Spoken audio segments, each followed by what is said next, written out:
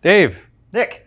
let's test some TaylorMade stuff. Oh, I was gonna be ping, not ping? No ping. None of that garbage today. Let's test I'm kidding, them I love quick ping. before I check my ping contract. We're not going to hit a whole bunch of Make these, sure I can but hit those. here's the first one we're going to try. Brand new P770. So this is a new addition to the line. It is similar to the 790. Did you ever hit that? I did. Okay, it goes really far. It's a little bit bigger. It's kind of like their entry gateway product into the player's distance category. Yep. This, I think, fits right in. However, I've got this P770 with a bunch of tech in it. Okay. This is made to go far straight. It's got the speed slot in the bottom that stops around the 8-iron, so then they start to almost turn into blades after that, yep, or closer to that. Looks really good. And then I sat this down next to these other three. We'll talk about the MB and the CB here as well. It looks like the same. So they did a really nice job of just shortening the length of the blade itself. And then the lofts are a little bit weaker on these. The 6-irons are about 29 degrees. So you should be able to hit these a touch higher than the 790s. Yeah, so first impression, I haven't touched this yet. Yeah. This looks good. I know that this model is very similar to the clubs I currently play from that other company. Yep. This is a TaylorMade shoot. So love the way that it looks. And I like a traditional looking golf club. And when I set that down, that looks great to my eye. You definitely wouldn't know that is some massive game improvement tech that's in that iron, but it is. It does look really good. The finish is nice. It's not overly glaring. Right. It doesn't reflect much. So I think if you stood outside, you wouldn't get those really sharp glares that you might get off of almost like a mirrored finish. Yep. I think that was good. Nice thick top line on it, but it looks like an iron. I mean, it looks like a traditional iron. It does. Yeah. KBS 120 shaft is just what I think they're going to do for the stock. But that looks awesome. If you put those in there tomorrow, anyone who's a good player, this will be a perfect club for you. And even if you're not, I think this would fit anybody from like a +5 up to maybe a 20. It wouldn't be a bad choice. Good versatile club. You got it. You want to see if it'll go forward? Well, let's see. Go ahead and hit this thing. I haven't really heard the sound. So when people talk about the feel of an iron, it's typically just what it sounds when it hits the ball. So you've got some TP5s you're hitting. That sounded really good. That was well hit. Yeah, these should the club masked a miss hit. Let's see what the results say. These should be really good, and especially the reason I like the tech in these irons, whether it's you're a good player or not, it tends to give you better ball speeds on shots that are low on the face. That's what I think is important, even for better players. A miss hit of a groove low or so, you get some good speed on that. They look really nice. The forging and the face, and I can see the grooves on these have been milled very nicely. I mean, they look awesome, every single one of these. And they did, quite honestly, a really nice job on these. So those are good hits. Go in. MC. So this is your cavity back, if there is one. Go ahead and tell me what you think of that. Well, I tell you what, I think it's a testament to how that club is, how well that club's made. Because again, I love a traditional look, and from the top down, I can't tell that I have a different club in my hands. Yeah. So love the look. Can definitely tell though, looking at it, knowing that it's not hollow, can definitely tell that there's a little bit more of that muscle back to it. Yep. So they've got a new way that they're forging clubs. It's a lot more pressure, which they claim is really helpful for the grain of the metal, and just should feel and sound better. It looks awesome when you put it down. Yeah. It is your traditional kind of iron that way. So you do still need to be really good at this minimal amount of offset, not much forgiveness into it. This is a player's iron for sure. You're making this sound like it's more club than I can handle. Well, it is, but man, I keep looking at these, and I'm looking at the 770 even compared to what we're going to do next with that MB. They just do not look that different. So that last one went forward, and I don't know if we played it, but I threw that last one pretty tight. You got to talk about those, Dave. 195, and you hit it 2 feet from the hole. We're going to see if I can do that again with this one. Okay. So a little bit tougher club, looks good. I'm sure the result will be exactly the same. Ooh, good one. Yeah. Oh, sorry, was that too soon? A lot of pressure. I overcurved it a little bit, but still really good. Felt really nice? Felt really nice. All right, I think we're good with that one. The gist is really need to be a good player for that. Actually, it does give you a little bit of forgiveness. That one felt buttery. Yeah, it's buttery? Yeah. I like it, okay. Oh gosh, here we go. This one's making me nervous. All right. MB, tour players only. Tigers blades, the 7s are still going to be in the line. Those will still be around. No one honestly who's watching this should be playing this. Honestly, though, if you look at that and you saw a whole set of those sitting on a rack at a big box store and you weren't going to get fit, they look awesome. I mean, the back of that. They look amazing. And to clarify your point, no one who's any part of this production should be playing this. That's a good. I thought that went without saying, but I didn't want to dig on you like that, Dave.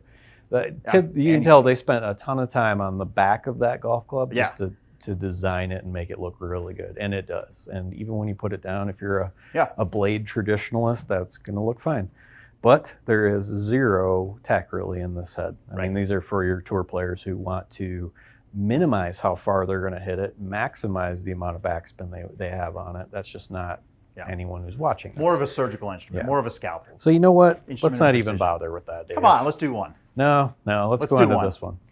Sim iron. This is the one everybody should be playing. Oh, gosh. Literally, this one just belongs on the ground. There we makes for a nice alignment aid. That's about it.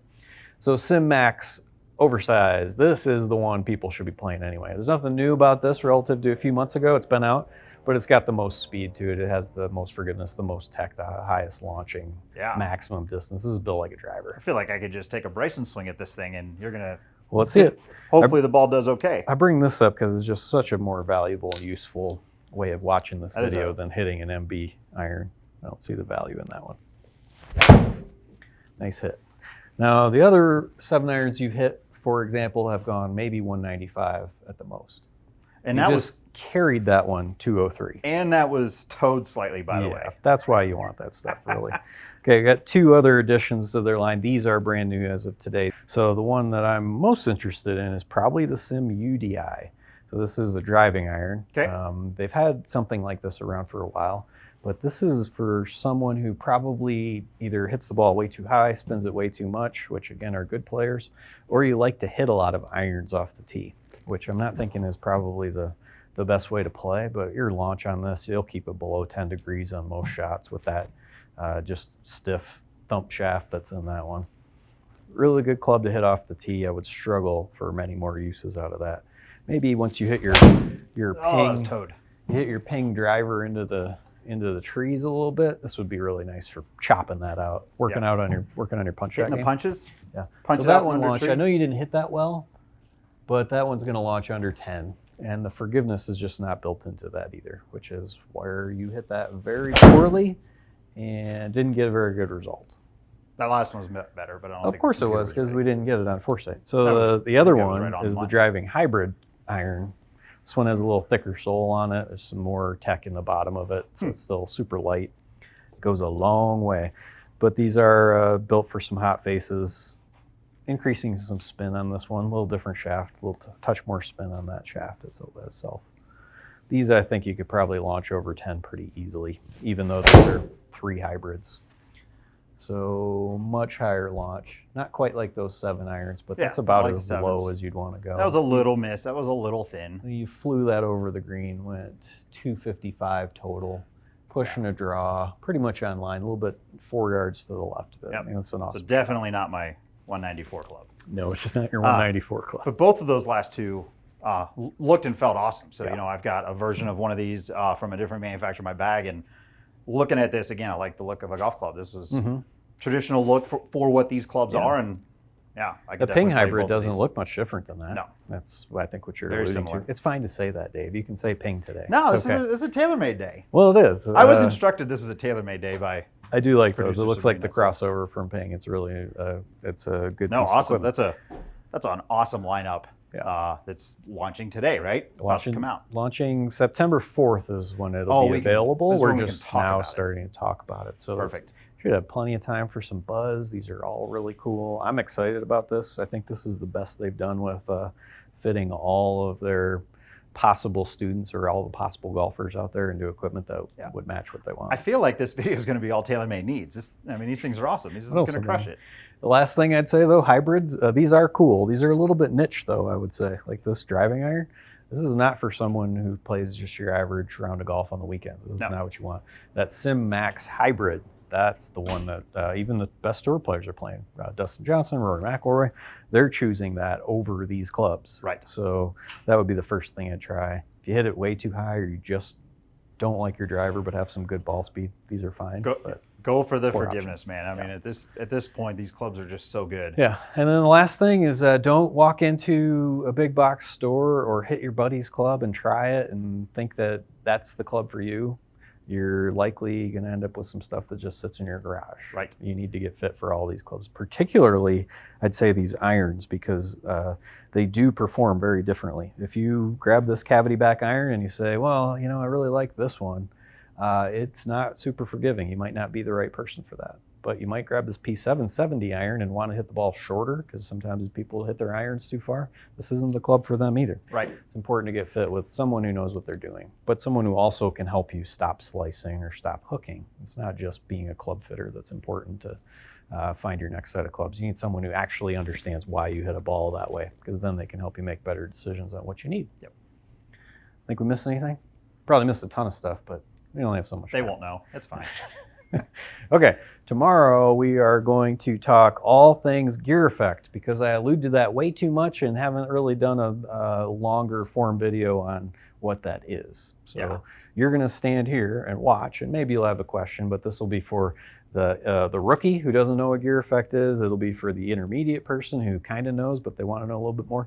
And if you're a total golf nerd, we're going to talk about some moment arms, gear effect, and the CG locations and how that makes such a big difference. So that'll be fun even for me. That's definitely your wheelhouse. I'll hang out on the sidelines and just provide snarky comments. Okay, gear effect tomorrow. Perfect.